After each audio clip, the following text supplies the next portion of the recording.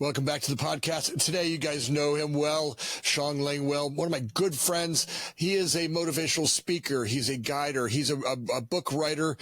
One of my favorite people on the planet. I've gotten so much out of being with Shawn and knowing him as a human being. Every time he's on the show, we do these amazing things, and I'm excited to have him on. Shawn, welcome. Thank you, Anthony. This has been a delight, and I just, one of these days I'll get to meet some of your listeners, but this is just a treat to give back. It really is. When you write these books, and this morning meditations is one that is better than all the other ones I've seen. It's even another breakthrough, another step.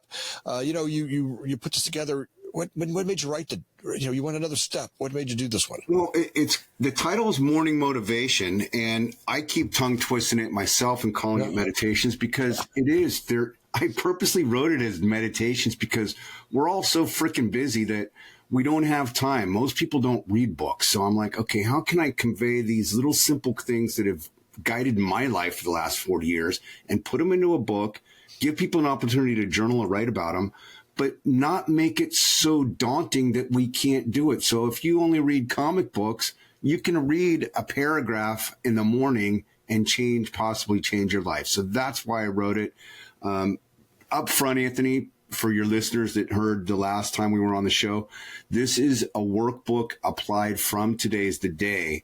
So it's taking it that next level because, as you and I have talked about, all of life is iteration and we continue to improve one day at a time. And that's what this book will help your listeners. You open this book talking about soul-sucking mind rodents, fear, doubt, overthinking. Be real with us. Come on. What's the loudest voice in your head these days, and how do you shut them up? We all have these soul-sucking mind rodents, and I was originally going to call the book that title, and my wife's like, no, you can't do that. It's too esoteric. Soul-sucking mind rodents is the little itty-bitty shitty committee between our ears that's some people call imposter syndrome. It's fear, it's doubt, it's insecurity. And the bottom line is, it's all the stuff that we know we can do or that we should do, but for some ungodly reason, screwed up childhood or whatever, there's a million different reasons, we don't do it. So how do I do it? You just do it. That's why I wrote 10 Seconds of Boldness before this book, because sometimes you just need that 10 seconds of courage to have the willingness to say, you know what? Fuck it, I'm going to go do it anyway, and go do it. Well, I mean, come on. You said the best way to silence fear is by doing it. But what's the last big thing that scared the hell out of you? And how'd you push through it, anyways? I was looking at these questions. You sent me some of these questions ahead of time, and the most recent thing that literally scared the hell out of me, and it didn't need to. Quick story. I'll try and do it in 2 minutes. A friend of mine lost his son of 22 years old in a car accident. His son is just a damn good-looking kid, a track athlete, well-liked by the community. I went and consoled him. He's my brother from another mother on multiple fronts, and I just hung out with him. Unbeknownst to me, I show up for the service at the church that my wife and I used to go to. The lead pastor, or former lead pastor, sitting in front of us, and he says, "So, are you ready?" And I'm like, "Ready for what?" He says, you're opening this up after I do my opening remarks. And I'm like, what? I'm doing a eulogy. This is unbeknownst to me. So in front of 200 people, I was asked to get up there and go provide some closure and words of encouragement for this family. And before I did that, what did I do? I did what I know how to do. I asked I prayed, and I asked my former pastor if he would pray for me. I asked for help. And then I went inside and I said, you know what? I've done this before, maybe not in this situation unexpectedly, but I know how to talk in front of people, and I know these people, and I know that what my good friend and sponsor told me in recovery a long time ago is if I come from a place of the heart, I can never, ever fail. Always, always, always come from that place of love that is deep within.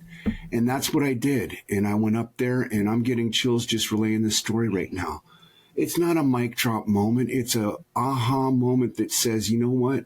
We do have what it takes to move forward. We are the biggest obstacle to our own success. And I just said, you know what? I've done this before. Go do it.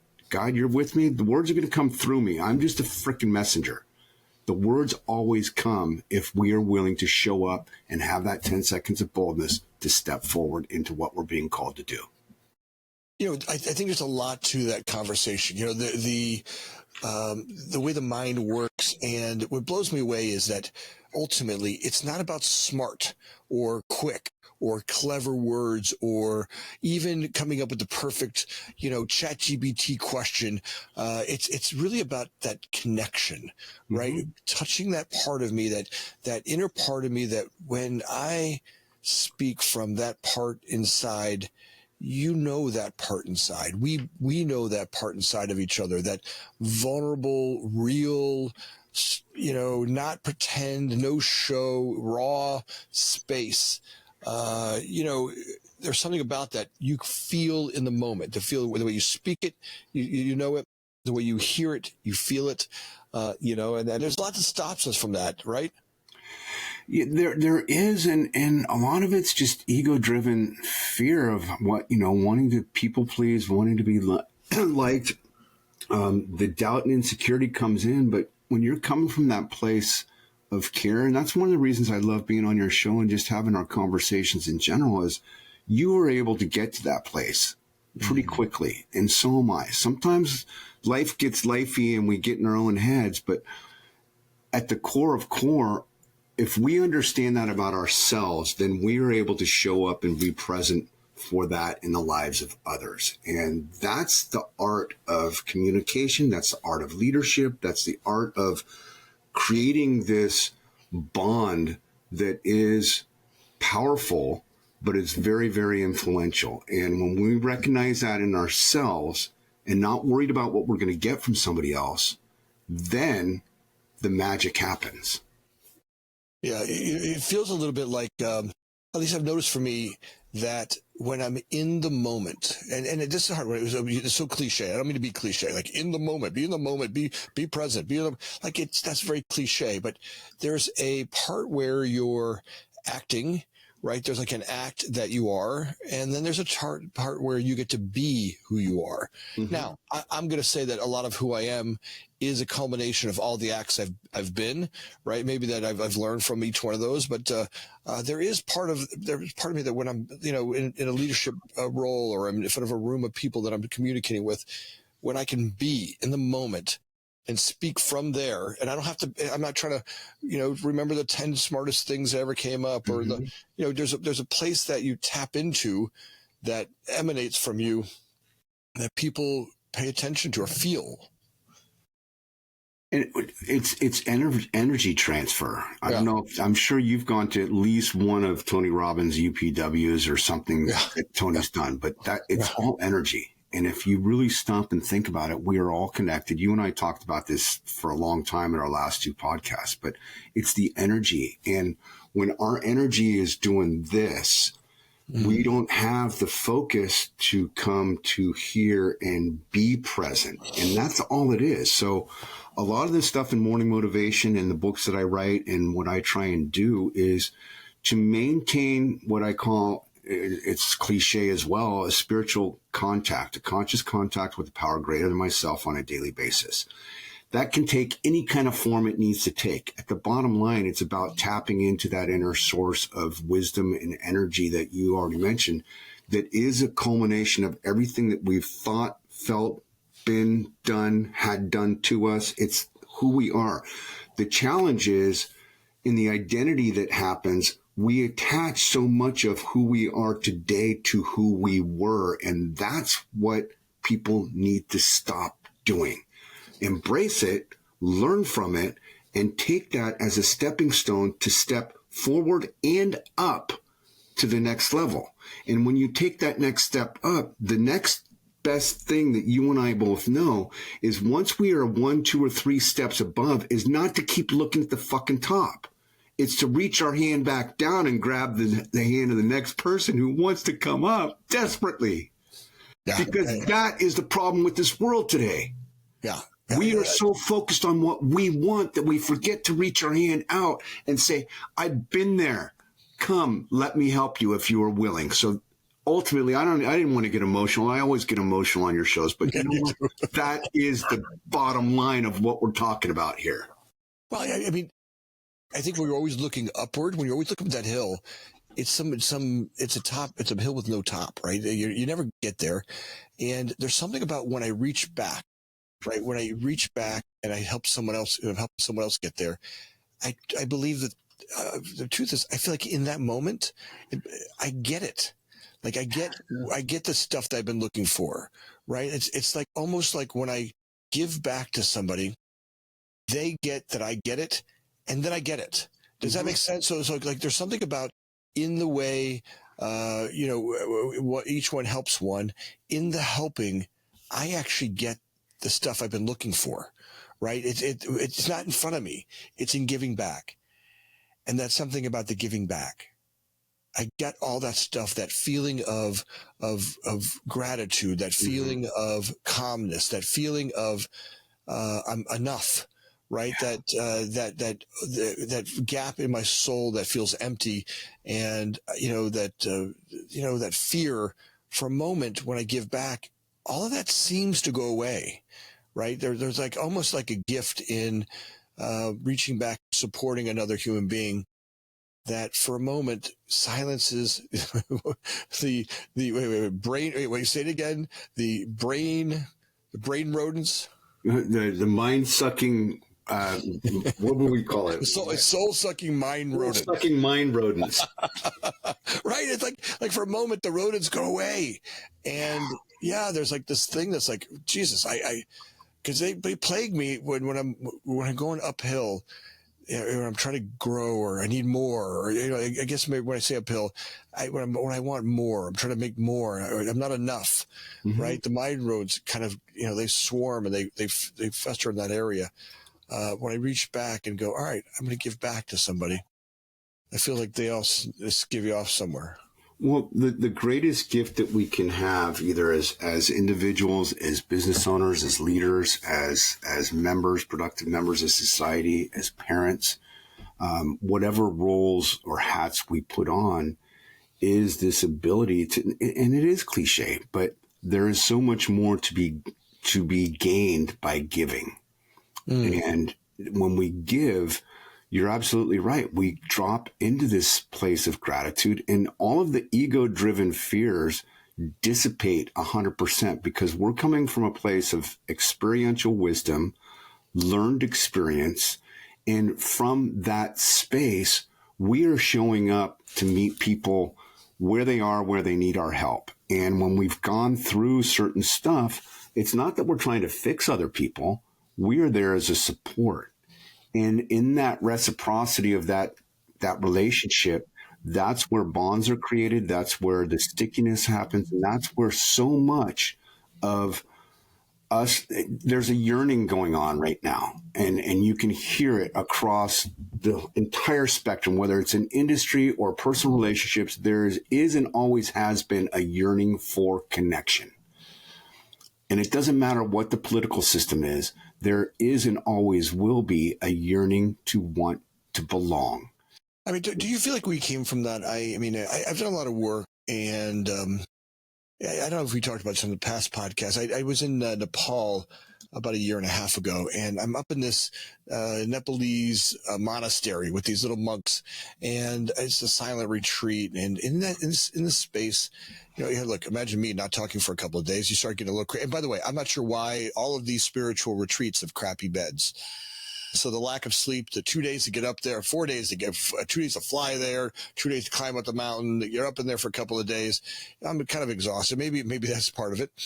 I have this sense of what God is for a moment. I have this little moment of, I have this moment where I could watch these little monks. I could see the God in them bowing to the God in me. I could almost feel it. I could almost feel their light. I could feel it, their light shining on me, and I could feel my light shining back on them. It was like a moment I had with them, like this quiet place where everything kind of separated, and there was this God in me, and I had this vision of God, like whatever that being is, but I haven't been here forever. Like I had this moment, this small little clarity moment. Maybe it felt like it was actually put in my brain. Like someone just dropped it in there. I don't know where it came from, but this intuitive thought that God had been here forever. And I mean billions and billions and billions of years. And God created this playground called Earth, and there was a little bit more to the story, but I'm going to kind of make it short, where we created this playground, and we created this animal called the human.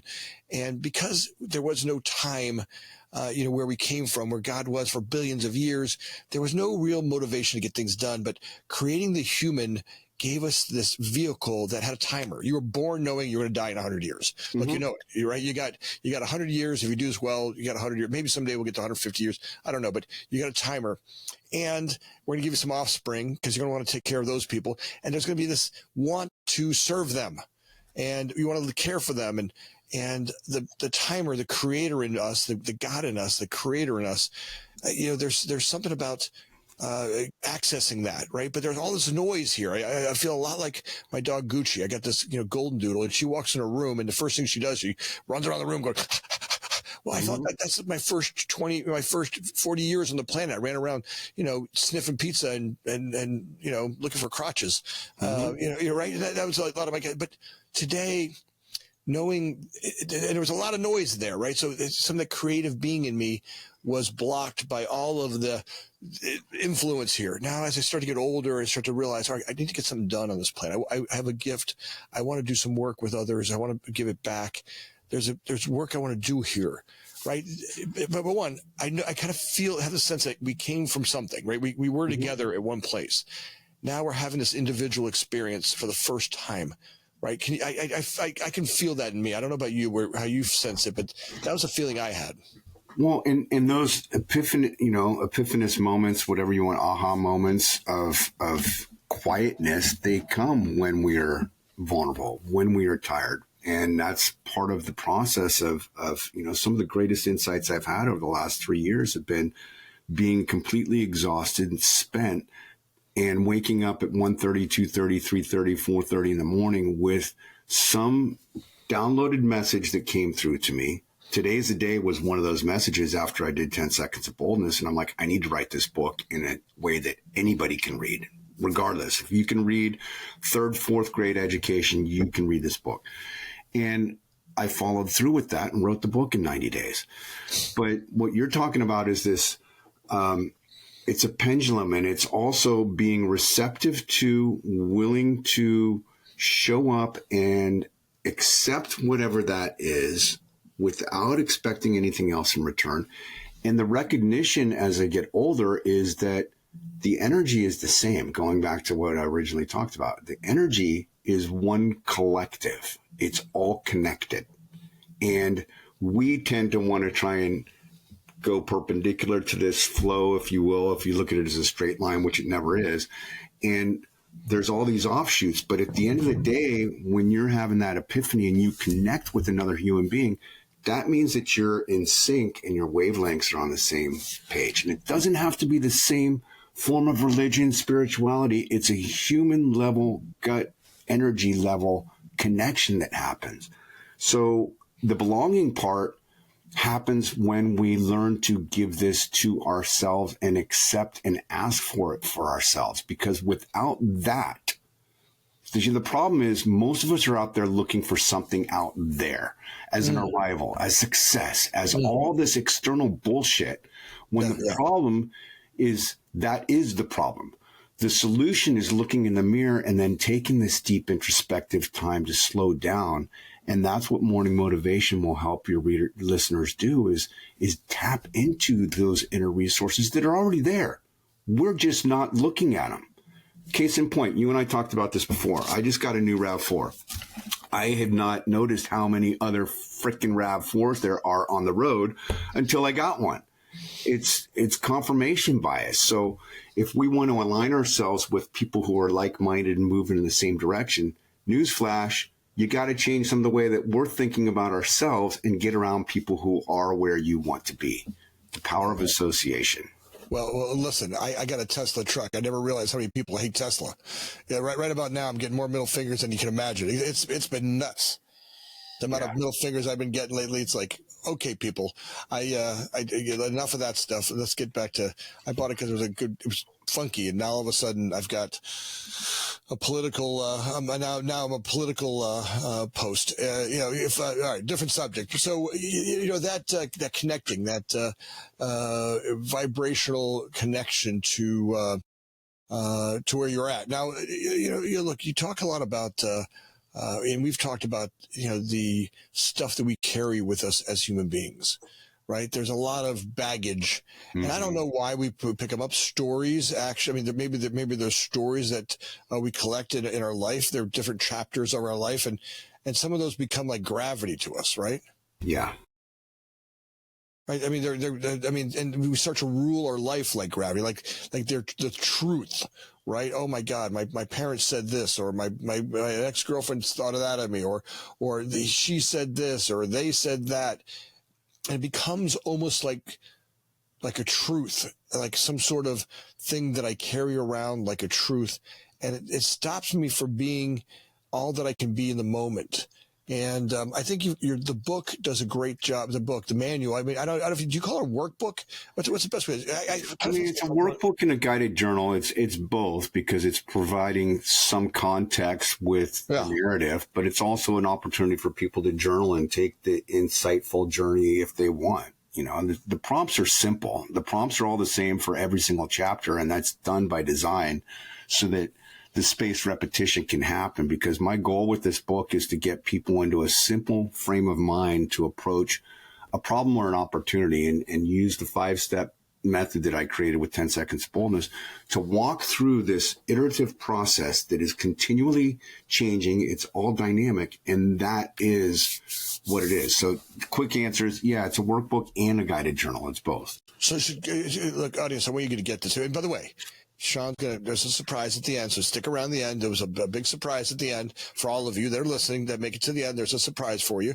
There is the process is, there's a topic, right? So you kind of have a topic that you talk about, and then it asks some real simple questions about positive and negative, kind of your reaction to it. Sure. Kind of, right? You know what, Anthony? Let's just give them a taste. I'm going to give them a simple taste. And this book is not done chronologically. There's purposely not 365 because that becomes too daunting. I think there's 74 different prompts in here. It can be opened up to any page in any given day, or you can read the table of contents and do one that grabs you. So here's one that you'll like. Actually, no, I'm going to skip over that. All right. What's weighing on your mind, and see if I can. How about the one about fear? I love that one. I was just reading that this morning. I was doing the one on fear. So maybe it's 5 or 6 in. Never enough. If only. The next one. Go one more. The barren desert of doubt and indecision. There you go. Right there. That is on page 26. All right. So here, folks, I'm not going to read the whole thing. You can go get the book and read it yourself and then work through these. But here's the barren desert of doubt and indecision is about, here's the basic gist of it. To me, okay, rather than risk our pride and ego and face our fears, perhaps because of our need to be perfect is greater than our want, need, or desire for change, we choose to give up before we are even halfway through, wherever there is. Instead, we listen to and believe the voices in our head that scream, "You could never do that." We play it safe, the voice wins, we settle for average, and then we die. Full of regret and a whole lot of, I wish I would have, and if only. To me, that is not a life.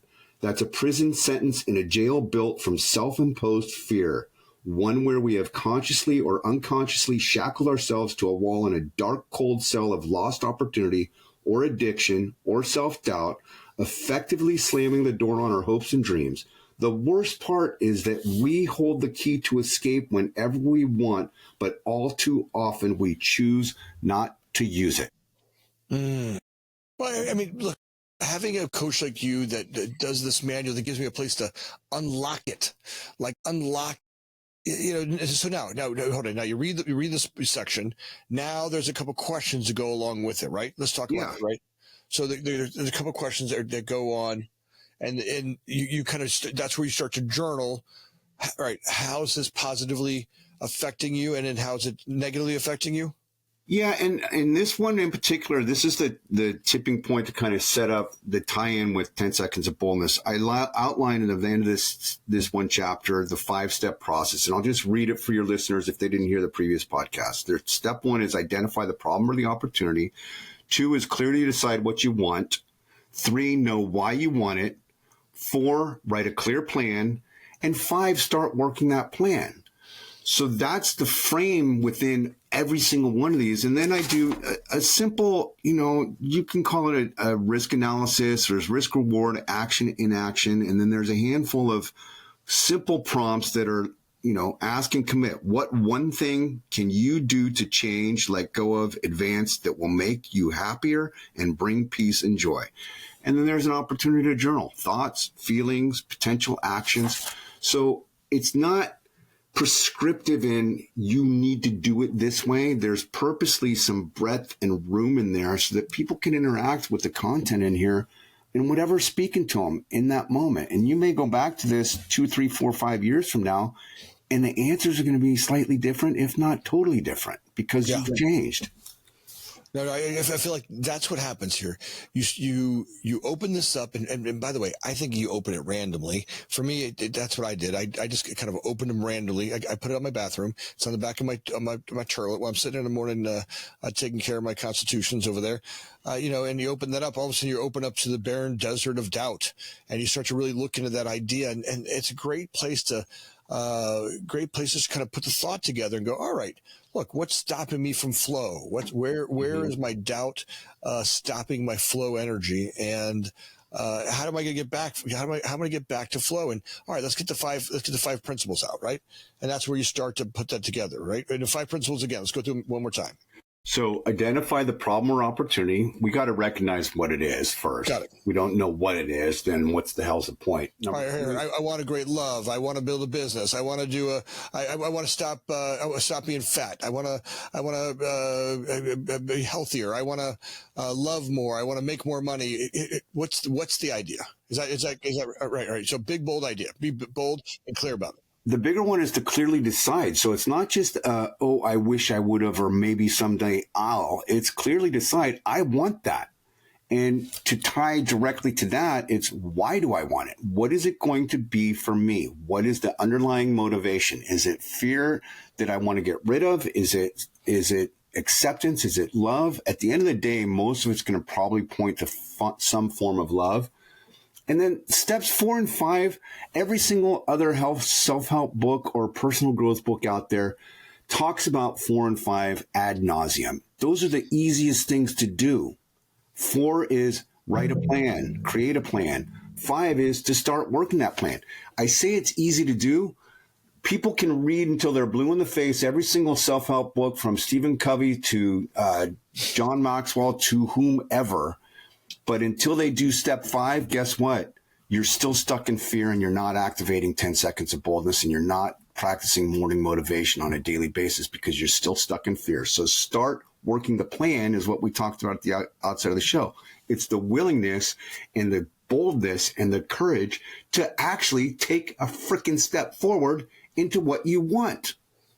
Otherwise, you're going through an exercise of what I lovingly call mental masturbation. You're mind fucking yourself until you actually take a step forward and have the cojones to go do something different. Well, and so a lot of times I'll work with somebody and they'll say, I can't work out or I can't do, and there will be whatever the stopper is. I can't stop drinking. I can't stop cheating. I can't, whatever the thing that's causing their shame and crap. Right. And it's usually some form of shame. When they're doing that, I say to them, let's lower the bar to a place where you can do something. Just keep lowering until we find one thing we can move forward. Yes. Right. And whatever that one thing is, it could be like you can't go to the gym. Great. How about we just get up and we walk to the door and back? All right, great. We made it there. Maybe we go out the door and around the house. Maybe it's out the door and around the block. Then maybe it's out the door and around the neighborhood. If we can keep lowering the bar till we get to a place where, to your point, we get some form of action. But that's so critical, Anthony, is because sometimes what happens, and I've done this early, you were talking a while ago about the first 40 years is just kind of chaos trying to figure it out. I wanted to be where these movers and shakers were, but I was here. And the gap was so big that it's like, I want to get there overnight. And guess what? Overnight successes is a myth. There may be flashes in the pan, but overnight success is an utter and complete BS. So you do what you're talking about. The little tiny things that you can within your own control do today. And for some folks, it may be just getting out of bed and putting the remote control down and walking to the fridge to make a healthy meal. I don't know, but those are steps that we can all do. And when you start to stack them up, then the confidence starts to happen. Then you're disrupting those negative patterns. Then you start to move forward into who you want to be. Yeah. I think there's something to that. I've noticed something else that lowering the bar to get to a place where I get something moving and then get some momentum going. Mm-hmm. Right? Because if I go too slow, too long, I'll lose it. Right? I need to see some progress, because progress gets me addicted to it. Like, I start working on the weight thing or the gym thing. For me, it was the sugar. In order for me to get to healthy weight wise, I had to really go look at what was causing it. Mm-hmm. And a big part of what I was having an issue with, it was like body shame and look in the mirror. I'm like, oh, I just don't like the way I look. And I would go, all right, I'm at the gym and I'm working out. And then some guy's like, yeah, you realize you can work out all you want, but if you can't stop eating, it's your mouth at your age. It's the stuff you put in your mouth. I'm like, okay. And then I would say things like, oh, I'm not going to eat sweets again. And I would not do that. And then the next day, the same day, I'd be eating sweets and junk. Yeah. Right. And all of a sudden it felt like I did when I was a drinker. Right. I would say I wasn't going to drink. And I'm like, all of a sudden I'd be drinking again. The same thing happened with food. I would say, I'm not going to do that. And I would be doing it. I'd be eating sugars or breads or whatever. Just this time. I kind of talked myself into it. So then I realized, maybe I have a food addiction. Maybe there's a withdrawal. Yeah. Right. Maybe part of what's going on. So I literally had to go through and start going, all right, if I'm going to get a control on the mouth, I'm going to have to get a control on the sugar. And then I found out, there was a little bit of a sugar addiction, and I was going through withdrawals. The body was literally going through withdrawals, and it would cunning, baffling, and powerful would kick in, and all of a sudden I'd be eating cheesecake again or cookie. Yeah. And, I don't want your listeners to think that I'm just being a hard ass. This is a lot of hard-earned wisdom, and I am by no stretch perfect in any of this. I had a coaching call with a good friend of mine who's going through some serious stuff the other day, and he's like, it's kind of ironic. I wrote a book that is the ultimate accountability tool. I've done every single thing in every single book that I write about. But it doesn't mean that I've arrived and I've gotten to this point of nirvana perfection, because you know what, folks? That's not how life is. But as a lot of folks who are in inspirational and speaking leaders and such, it's the progressive realization of a worthy dream or a goal or ideal, as Nightingale and Conant said, for, what is success. And it is the progressive realization. But the only way the progress happens is if we take a chance on ourselves and are willing to risk a little bit of fear and ego and pride and set this stuff aside and say, you know what, that's not who I want to be anymore. I want to be over here, or I want to be nicer. I don't want to yell and scream at my wife or kids or whatever it is. I don't want to pick up the cheesecake when I really do, but I don't. It can be anything. But it's those little tiny micro moments that we have when we string them together. That's where transformation happens. It's not point A to point B overnight. So anybody who's listening, who's expecting some get rich quick or a quick personal transformation, newsflash, you're going to spend the rest of your life figuring this stuff out. But you got to start somewhere, and that spot to start is today. Well, and maybe the thing I feel is, it's kind of like this, where I get it for a moment, right? I get it, and then I lose it. Like, I don't know that you can hold it for very long. That feeling of, I guess the word we're trying to say is get it, right? Where I feel like I'm in harmony. I'm not in fear. I'm leaving, right? Things are tuned in a little bit for me. Like, just as soon as I get it, I don't know. Life has a way of, I don't know, wanting you to step into a different space. And I know it feels like you're chasing more, but I don't know. I haven't, I'm 56 years old, and I run around this planet looking for that same release I used to feel when I was a drinker, right? Like that, and maybe then it was like, oh, right. And I don't know. I haven't found a place where I hold it for long. I hold it for moments. And I think it's a practice I have to keep going to. But I think what the gift is today, I can get back to it faster. Right. So absolutely, Anthony. And when you've done it a couple times, you can go back to that place anytime. It's the recognition and the decision point. It becomes working these 5 steps where when you recognize that, kind of an idea of where you want to go. And it may be partially ego, and it may be just what the universe is laying on your heart. But when you come to those crossroads, you get to choose this or that. And the hard part is lightening up on ourselves, is to let go of and give ourselves some grace when we fall short. Because newsflash, we're all going to fall short. So that ties into what we've talked on a couple other of our talks, is the imposter syndrome, but also the fear of failure. And believe it or not, the solution is not overcoming failure. The solution is to fail more and faster. And that's not definitely new and unique to what I'm saying right here, right now.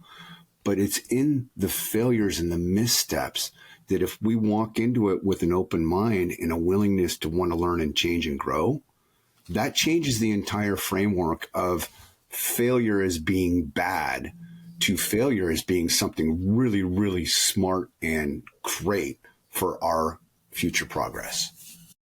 Yeah, no, it's failing. Look, ideas, growing ideas, right? The one in me that's a creator, the one that wants to create new ideas, new family members, new ways of being together, new ways of working. It's an idea, and I'm going to grow that. But the belief is between those two items, there's a bunch of broken glass I have to walk through. There's a bunch of fire, and there's a big big giant hole, a crevasse I got to jump over with barbed wire over it. And, new ideas, new growth, new thoughts come with their challenges. And, being able to stand in the storm or going through the challenges and knowing that, all right, so far I have survived every one of my worst days. That guy in my head, Fred. Fred's a jackass. He just, he makes it, oh my God, this is the one that's going to take you out. You're like, all right, really, Fred, we've made it through all these things in life in 56 years. And this is the one that's going to take us out. Isn't it funny how I don't know about you, but I still get that. I mean, it's like, okay, I think that's a part of me that maybe it's more frustrating than anything. I always think I'm going to do enough work somewhere where that'll stop. Well, the thing that makes it easier is asking for help. And that takes a little bit of swallowing our pride or being vulnerable to say, hey, you know what? I'm leading a multi-million-dollar company and I don't totally know everything about everything every single day. And who can help me? And that vulnerability it's actually, think of it this way. By us not asking for help, we are robbing someone else of an opportunity to be of service to us. And I'm just going to let that sit there for a second. By us not asking for help, we are potentially robbing someone else of an opportunity to serve and help us. That is an aha moment for me right here, right now. Yeah. No, right. I'm with you. Like right there, that's true leadership is there, right? It's in allowing the people you work with to step into that space, right? Instead of being the one who's the doer, right? Allowing them to step in, right? Or asking others for help or allowing them to help, right? Ultimately, that's when they become part of. Mm-hmm. They get engaged. They have enrollment, right? They work knowing that they're at cause in the matter. And Yeah. ultimately, I think that brings energy to the game, right? It brings their commitment to it. And this is the gist of all of these books that I've written so far, Anthony, is the discovery to just this moment right here that you guys are getting to listen to of I have a lot of pride. You know, I've spent my entire life of wanting to be that guy who's leading the charge, who's out in front, who's the smartest kid in the class, who sits in the front row. The kid that I was well liked, but for all intents and purposes, you know, I could have got hit in the head with a lot of spitballs or crumpled up lined notebook paper because I was that guy. And he's laughing, but it's the truth. So for me to swallow my own pride and say, you know what, I need help, it's not easy for me. It's definitely not easy. And that was part of the reason why I balked on writing 10 Seconds of Boldness. The quick story on that was, you know, I was in the midst, I was going to be a goal book. I've spent my whole life, I've achieved all the goals. If I set a goal, I'm going to damn well get it. And if I don't, I'll burn bridges in the process of going to get it because I was that determined. Well, bottom line is the universe had other plans, and thing called the pandemic came, and my sales right before the pandemic, my sales were in the toilet. And then the pandemic hit, and I'm like, oh, now what am I going to do? And I was just like, this is driving me nuts. I want to finish this book, but I also need to put food on the table. And I wrote on a little Post-it note the words 10 Seconds of Boldness, because I was afraid of making cold calls. I was afraid of asking for help. I was afraid of being vulnerable with my own potential customers and saying, hey, what do you need in the middle of the pandemic to help your business grow? How can I help you? What do you need? And what happened from that questioning process is, in a matter of 2 years, my sales grew 22%. 1 month, they grew 58% in one freaking month, which is unheard of, let alone in the middle of a pandemic. The fast forward for your listeners out there who are business owners is that every single thing that I talk and teach and share is based on experience. I get results, and I have the spreadsheets to prove it. I have made quarter for my goals in my day job 8 quarters in a row, despite all the noise going on in the community. So this sounds like a little bit of a self-plug, but it's just to share with you guys that this is an aha moment for me. I have many, many more steps to go up. And for me to do that, I need to have guys like Anthony to say, hey, I'm here to kind of show you something else, and say, come this way. Get this thin, skinny wallet and pick me up the phone and call me and say, hey, we're going to Bali tomorrow. It's an inside joke. You got to listen to episode number 1 if you want to know what that's all about. Yeah, I tried to call you to go down to Baja the other day. It's I've been trying to do more of those. Let's just go. The TV show that we've been working on is about to come out, and I'm going to visit those guys on May 1st, and hopefully we'll get that thing to go. And the next one I want to work on is I'm going to take 10 Seconds of Boldness because of that book. And it's a phone call to, it's like random phone calls in the middle of a hectic day that say, I'll meet you at the airport. We're going to whatever flight is next. And that is really, there's the vision, there's the goal. 10 Seconds of Boldness literally is the one that created that idea. Are you serious? That's awesome. Absolutely. In that, picking up the phone and going, I'll meet you at the airport. Bring a passport in your wallet, and that's it. We'll buy clothes on the way, and we'll get to the whole idea is that we'll go somewhere, wherever the airport takes us, and we can decide from there to go to another space or another place, and we'll come back when the time is right. And it's all about that. Live boldly. I love the consistency of my life. I love all of that, and books like 10 Seconds of Boldness have taught me I need that too. I need to be bold and out there and, live a life that's passionate and full of adventures that were not planned or even supposed to take, or, people may even get mad at you for stepping that boldly on the planet. But my guess is that when we get to the end of this thing, those will be the ones. That book of 10 Seconds of Boldness will be the ones that have changed more lives than anybody. So, Shawn, you are an amazing human being. I love when we do work together, we get on the podcast together. I know you have a special gift for our audience today, and maybe I'd let you share that. Absolutely. So the last episode we did was for the rollout of Today's the Day, which is a great book. The premises of Today's the Day are in Morning Motivation. For those listeners, however many people bought it or didn't buy it, I don't know. But what I'm going to do is exclusively for this podcast, for anybody who wants to, I'm going to give Alyssa a link so that you can sign up for my newsletter, and I will personally email you a PDF of Morning Motivation for free. I want this book to get as far and wide as possible. I want you to share it because I don't care. The goal for me, and this is my 10 Seconds of Boldness, is to get this book into the hands of at least 1,000 people in the next 6 months. If you're willing to help me do that and you like it and you go ahead and buy it and review it, et cetera, that's going to help me have my own milkshake moment here, which is just like going forward and making it happen. So I appreciate every single thing and the opportunities you've given me to lift me up, and it's sincere. And this is my gift back to your audience of 30,000 plus, Anthony, because I care. And I may not know a single person who's listening right now, but know this, why I do what I do. There's one simple thing. It's because I love you.